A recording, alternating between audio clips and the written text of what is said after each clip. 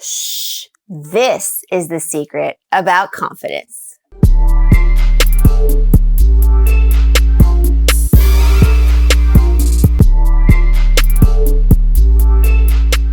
What I'm about to share with you comes from such an inspiring human being that I've had the privilege of meeting at a book signing in New York City a couple years back. His name, Tim Ferriss. Now, you've probably heard of him. He's a successful entrepreneur, podcast host, best-selling author, human guinea pig, as he likes to call himself jokingly, I would think. And he's just done so many amazing things. He even has a black belt in jujitsu. I mean, this guy does it all. Timmy.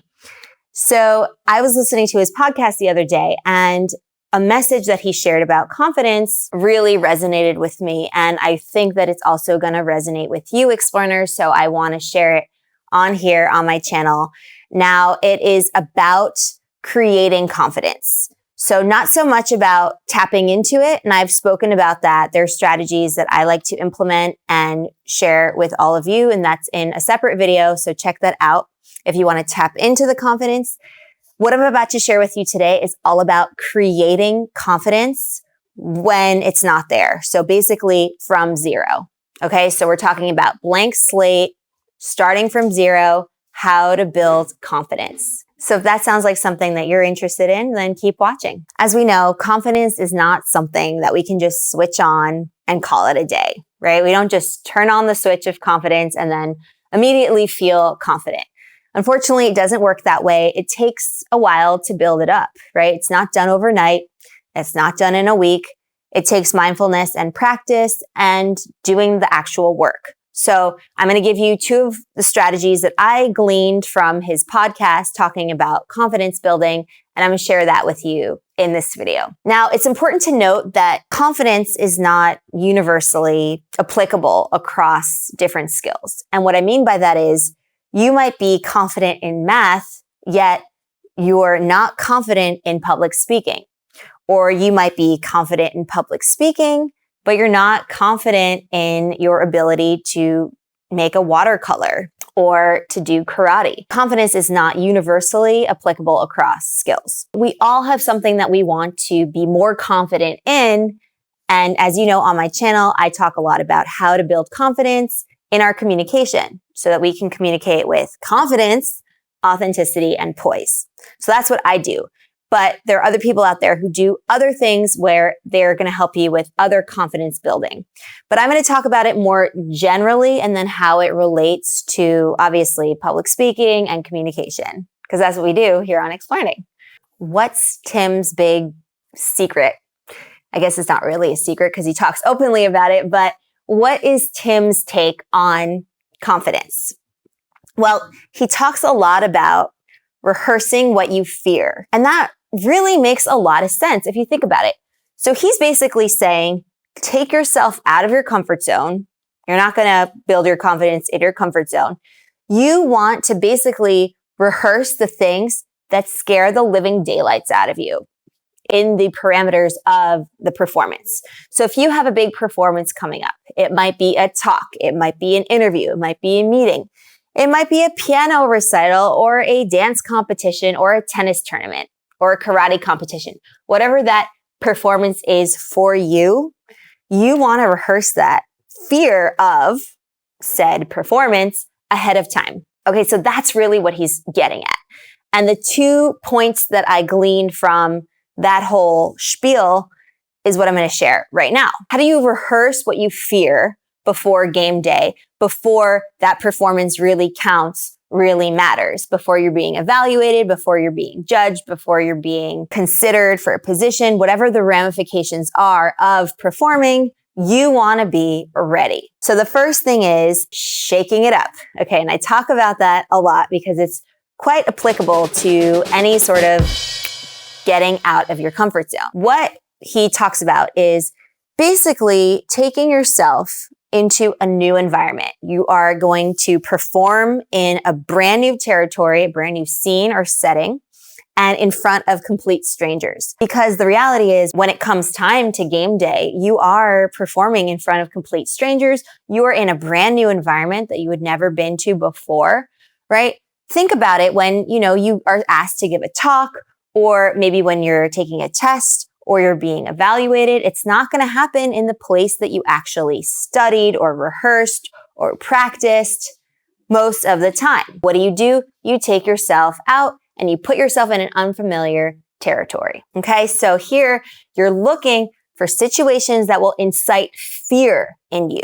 You are actively seeking out situations that are going to scare you, because that is going to prepare you for game day, where you might be terrified of performing, of giving that speech, of giving that talk, of holding that meeting, right? We are all creatures of social interaction settings, but we also fear evaluation. And there's a real thing as to what evaluation apprehension is. So it's something to really consider quite carefully. Let's say you're giving a talk to people in your company and you haven't rehearsed in that space, then go ahead and do that, right? That is the unfamiliar territory that we're talking about. But you can even take it a step further and give that talk or a similar talk to a group, let's say a Toastmasters group. And that way you're performing it not only in an unfamiliar territory, but you're also performing it to a bunch of strangers. And that's what we want, right? So we're inciting the fear that you would get on game day so that you know how to deal with it and that you are already planting the seed for confidence in that area. So in the public speaking situation, in the interview, so on and so forth. The next thing is what he calls recon ahead of time. And I love the phrasing of that.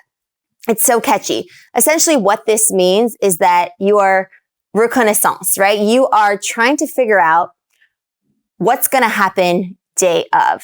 So it could be anything from knowing where the bathrooms are, where the entrance is, what the process is. Do you have to line up? Is there a certain protocol that you need to follow? What's the schedule? When are you going to speak? With whom will you be playing tennis or whatever it is that is related to that performance?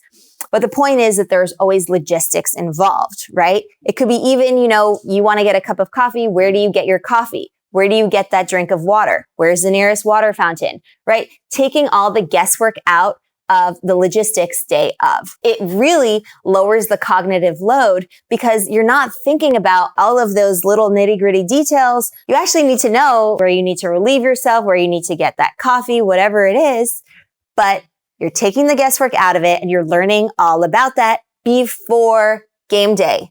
Recon ahead of time. But you're not stressing about logistics. And by doing that, you are going to instead use your brain power day of to get your headspace in the right place, to go through your talking points, whatever it is, right? For recon ahead of time, you want to make sure that you are familiar with the space that you're going to be in for game day.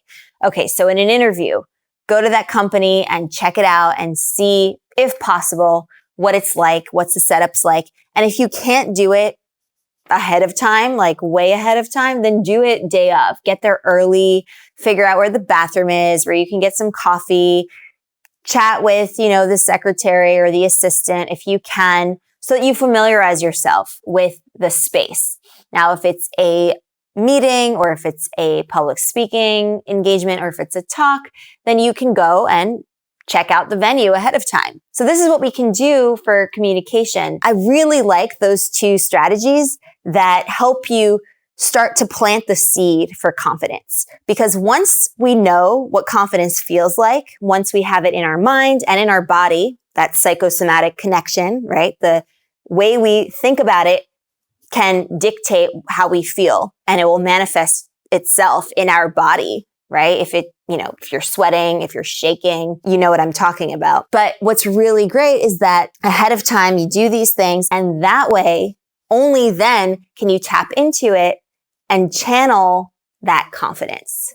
So I hope that makes sense, because it's one thing to be able to tap into the confidence that's already there, pre-existing, and it's another thing to actually foster that confidence, to create that confidence, again, in a skill where you're lacking the confidence. I hope that you take these points into account Again, they're from Tim Ferriss. It's what I sort of gleaned from listening to him talk about confidence building. And if you are interested in learning more about him, I would highly recommend his podcast. I will link below the actual podcast that I listened to that inspired me to make this video. You know where to find me, Explearners, right here on Explearning Communication Coaching. I hope that you enjoyed this video. And if you did, please give it a like. It means the world to me. And share this channel with a friend if they like it and if they want to communicate with confidence, authenticity, and poise, because I know you do. That's why you're here. I will catch you next time right here on YouTube. Happy Explearning!